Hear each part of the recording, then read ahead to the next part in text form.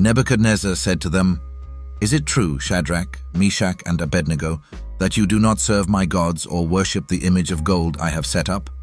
Now when you hear the sound of the horn, flute, zither, lyre, harp, pipe, and all kinds of music, if you are ready to fall down and worship the image I made, very good.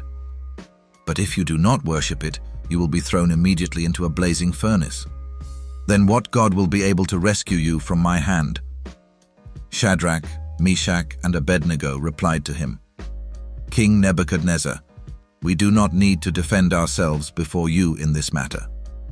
If we are thrown into the blazing furnace, the God we serve is able to deliver us from it, and he will deliver us from your majesty's hand. But even if he does not, we want you to know, your majesty, that we will not serve your gods or worship the image of gold you have set up." Then Nebuchadnezzar was furious with Shadrach, Meshach, and Abednego, and his attitude toward them changed.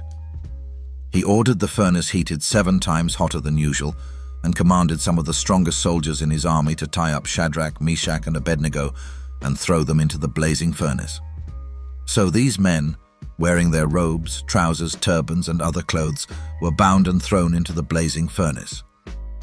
The king's command was so urgent and the furnace so hot that the flames of the fire killed the soldiers who took up Shadrach, Meshach, and Abednego, and these 3 men, firmly tied, fell into the blazing furnace.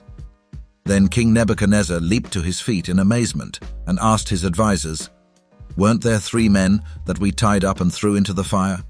They replied, "Certainly, your majesty." He said, "Look, I see 4 men walking around in the fire, unbound and unharmed, and the 4th looks like a son of the gods."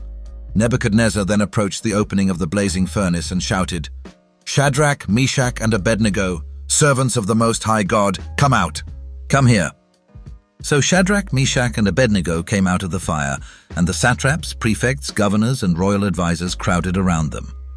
They saw that the fire had not harmed their bodies, nor was a hair of their heads singed. Their robes were not scorched, and there was no smell of fire on them.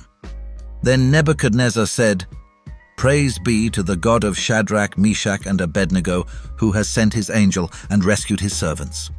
They trusted in him and defied the king's command and were willing to give up their lives rather than serve or worship any god except their own God.